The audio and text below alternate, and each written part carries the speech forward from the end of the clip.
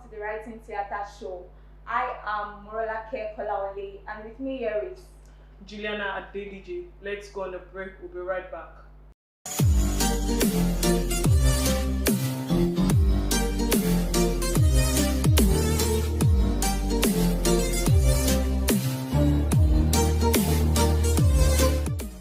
Thanks for staying with us. Joining us today is a communication specialist, a content developer, someone who is passionate when it comes to broadcasting. He also has many years of experience in broadcasting line. Am I right, sir? Yeah, thank you. Okay, so sir, it's an honor to really have you on seat with us today. Thank you for honoring us. So my first question to you is, as we all know that you've been in the line of broadcasting for quite some time and you've gathered enough experience. So sir, how important do you think writing is to broadcast journalism? All right, thank you for that question. The point is, broadcasting cannot do without writing, because writing is the foundation of broadcasting. What you're broadcasting would have been written down. That is why there is a script for everything that goes on air. Okay, sir. Like we all know, like back in the days, there's this, I think, probably thought or idea of it's not compulsory you know how to write before being a broadcaster. Unlike this our generation, they'll tell you for you to be a broadcaster, then you need to have the ability to put pen to paper. So, sir, do you really think it's an important thing for us to know or have an idea about? Oh yeah, it's important, because the point there is, those who write are those who read, and those who read are those who know, and those who know are those who lead. So every young person who goes into broadcasting would like to climb the ladder to a certain level, and your climbing to a certain level is dependent on the skill that you know over time. And these stems out from what you have written and what you have broadcast at the course of your programming, as the case may be. So writing is very sacrosanct, it's important, it is the bedrock of your capacity and ability to present. Otherwise, what are you presenting if you don't know how to write? Now, we are not saying, in the context of this writing, we are not saying that everybody must be a writer of drama, a writer of prose, or writer of poem, or you must have been someone who writes articles or opinion pages or opinion pieces. We are not all necessarily gifted in that. But the point there is that when it comes to general writing, because you have to be able to shape opinion, that is why you are in broadcasting in the first place. So your capacity to write what can shape an opinion is part of what stands you out. And that is why there is so much competition now, where so many young people, it's hard to see young people who are as exceptional as we used to see older generation broadcasters. And that is why you see young people now, the moment they are on TV, I'm an AOP. What is an AOP? On-air personality. So when you see somebody like Two-Face or D'banj or Tiwa Savage, for instance, do they come and tell you I'm a celebrity? No. Because when you say I am an AOP, you are telling people that I am a radio celebrity. That's what you're saying. So in true terms, there is nothing like AOP. You are a radio presenter, or you are a broadcaster. So when you hear people saying I am AOP, it makes it look like you are struggling to be known as a radio celebrity. Meanwhile, we have not known you. So let your work that you do, let your writing and your broadcasting be the one to tell us that you are an AOP. Because when you meet Two-Face or D'banj or Davido or Whiskey, they don't tell you that they are celebrities. You are the ones who refer to them as celebrity. They are artists. So we are presenters. So if I present so much and you as the viewer or listener is so impressed with my kind of presentation, then you can call me an AOP, not me calling myself an AOP. Because Davido will not call himself, oh, I am a celebrity, don't you know me? No, you don't do that. So that's the difference. Okay, thank you, sir. So I want to know, in your years of experience in broadcasting, how do you try as much as possible to stay neutral when reporting in news? Because we know that there are some media stations that are owned by particular people or set of people, and they can't go beyond whatever is happening within those people. Whatever they are going to report has to be in circle of those people because it is the rules and regulation guiding them. So how have you been able to remain neutral, not being biased when it comes to your reporting? The point there is, first, for you to be that kind of a broadcaster, you need to understand that there are ethics of broadcasting. In fact, if you don't belong in the category of people who have the capacity, you won't even be hired in the first place by that media station. So the point there is, the ethics is what guides anybody first. Broadcasting on TV or radio, understand it first. That is your foundation. Then number two is that media houses have an editorial judgment on issues, on things, societal issues, as the case may be. Now, whatever you are tilting towards has to be for the good of the society. That should be your objective first. Now, if we are analyzing the last election, for instance, there are some people who would say, oh, I have leaning for a certain political party, others will have leaning for so. But the moment you come to the table, you know that your viewer out there could either be for one political party or the other. So you should not be in the same shoe with the viewer, packing everything for one political party or the other one. You are supposed to be the neutral one, so that the viewer can make his own or her own judgment from what you are saying. Yours is to put out the fact, put out the information. Let the viewer make that judgment. So I'm sorry to deviate a little bit when you went into the past presidential election that just took place earlier this year. So I noticed some media stations are always reporting on a particular person.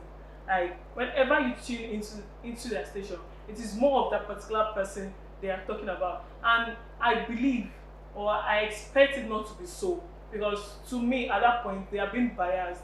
It's just like bringing out one person to the limelight, whereas there are a lot of people involved. It's not just that particular person in that presidential seat or in that presidential context, but a lot of people. But you now reporting about just a particular person makes it biased. And if you have to look at it from the upcoming journalists, they'll tell you, oh, okay, it is what the old broadcaster or people who has been on the seat before, it is what they are doing. So they don't have any reason, or they don't see any reason why they should not also do it that way. Well, the point there is, we all saw what happened in the last election, and we also saw some of the consequences that fell on some of the stations that were involved in crossing the lines into realms or into areas that they shouldn't have gone into. Now, in the real world, apart from the issue of ethics of broadcasting, there are issues of survival of some media stations, where we see stations, because you need to survive, because you need the money from the politician or you need money from that corporate organization, as the case may be, they lower the standard a little just to get the monies for them to survive, as the case may be. But as far as the ethics of the profession is concerned, it is wrong. But that is where you see the reality and the ideal sometimes are always in battle with each other. The ideal is that put it straight, put it objective, don't turn left, don't turn right. But the reality will say, okay, if you don't turn left towards where your money will come from, how do you survive? So thank you for shedding more light on that. Thank you. Let's go on a break, and when we're right back, this conversation continues. Stay with us. Admission into Nigerian Institute of Journalism, full-time and part-time national diploma, higher national diploma, and postgraduate diploma program for 2022-23 academic session is on. Suitable qualified candidates should visit www.nij.edu.ng, check portal and click the link admission. Fill the online form and pay the required fee for the application or call 0805 919 6459 0805 919 6459. NIJ, Center for Communication Excellence. Excellence.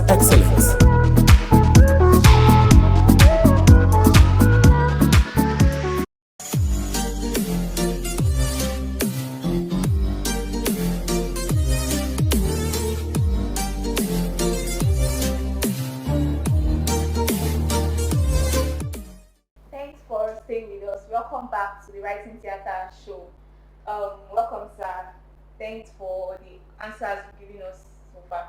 So, talking on social media regulation, what's your take on social media regulation and its effect on journalism? Well, the concept of regulating social media is very debatable because social media has come to give voice to people originally who didn't have the voice.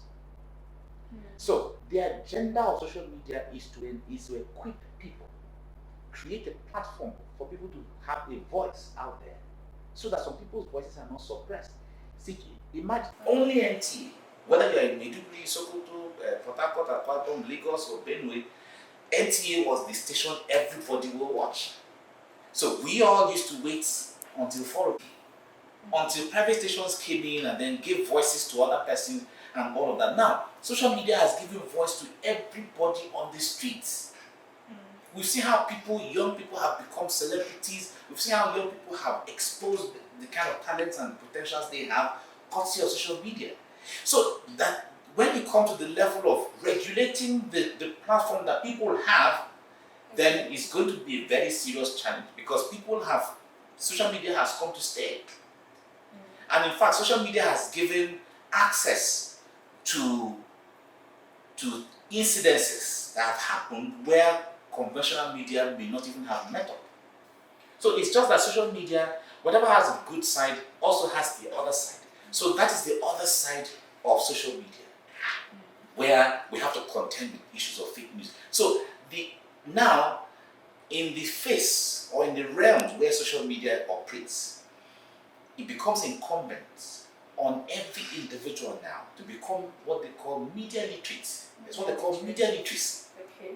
The media literacy at this level now, we have to be the ones to be media literate. One video particularly that happened in Ghana, but they said, it's something that just happened in Enugu now. It just happened in Enugu now. Meanwhile, it was Ghana. So it becomes incumbent on us now to be the ones to be so media literate that when a video comes, you have to subject it to verification before you post or even before you talk about it. Okay. So there are so many tools now you can use to make those kinds of verification so that you don't fall prey as any other ignorant person out there. So that's what we have to do. Like I was saying, media stations, conventional media stations have layers to check those things, right? So, but we as individuals, we are very carried up by emotions. It just happened there, and then we post it. So, but we have to do that layer check by ourselves, and that's the verification that we need to conduct. Okay, sir. Thank you very much, sir.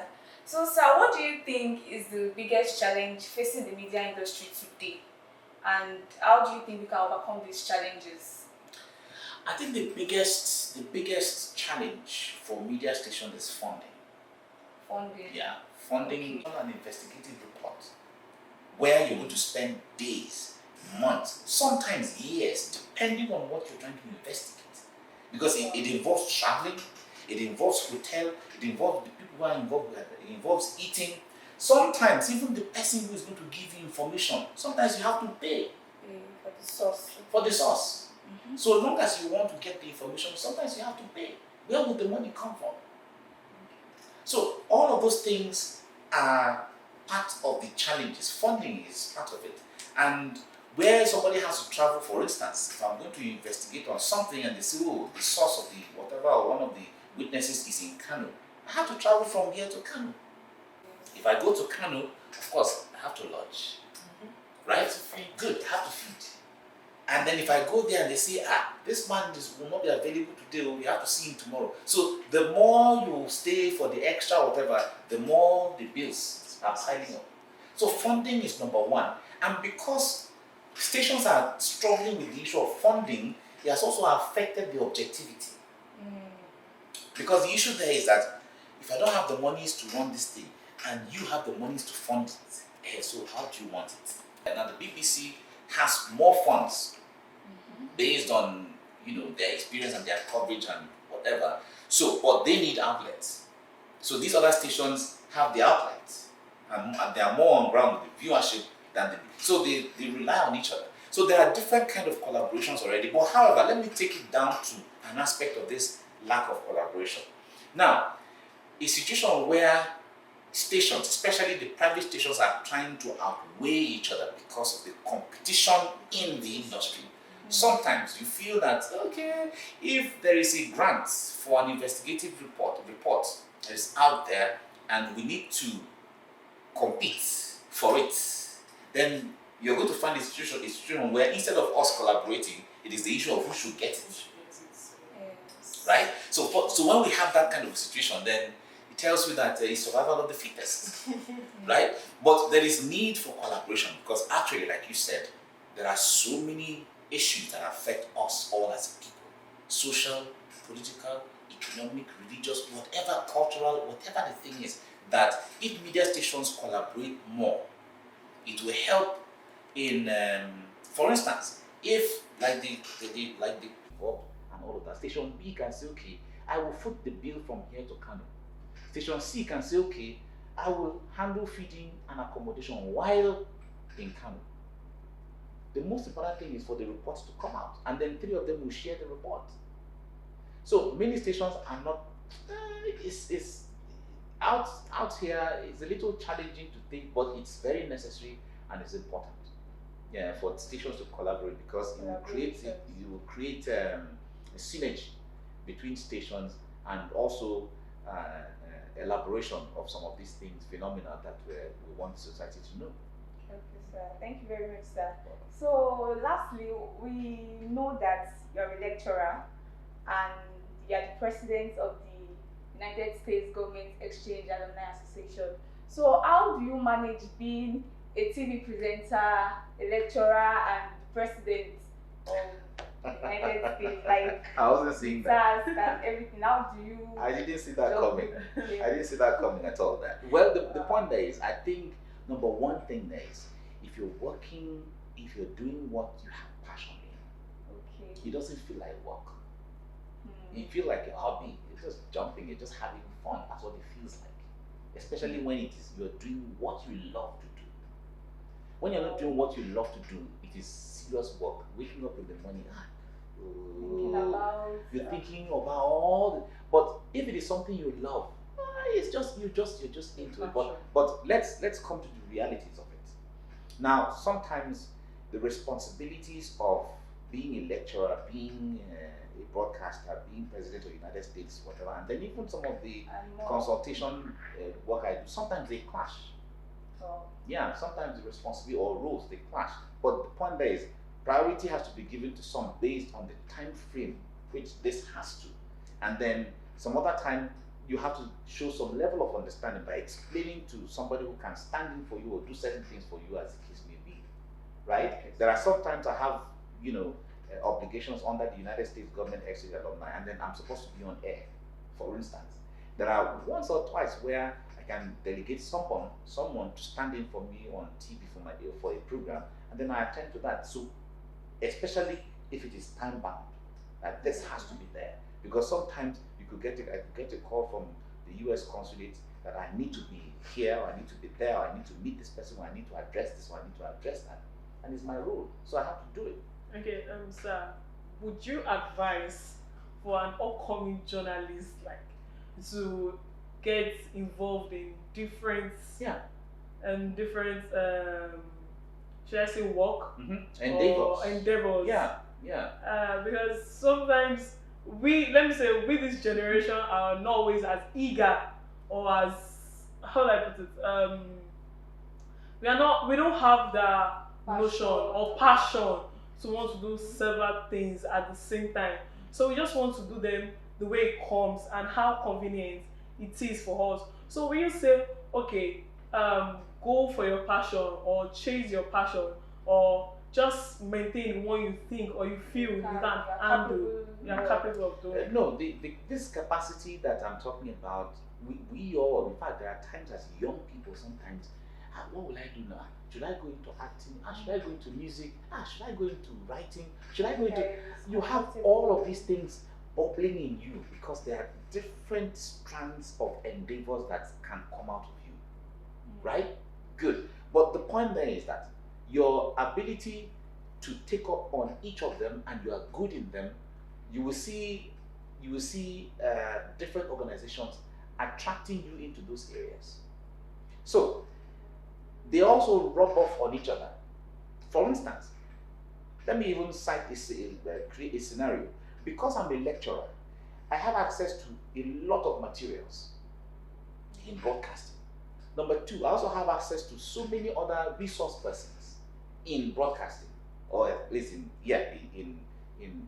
the profession, since I broadcast in a media related institution, right? So when I am on TV and I am going to discuss an issue that relates to either media or now I have somewhere, it's easy for me to get someone, to come and talk or analyze or discuss, right?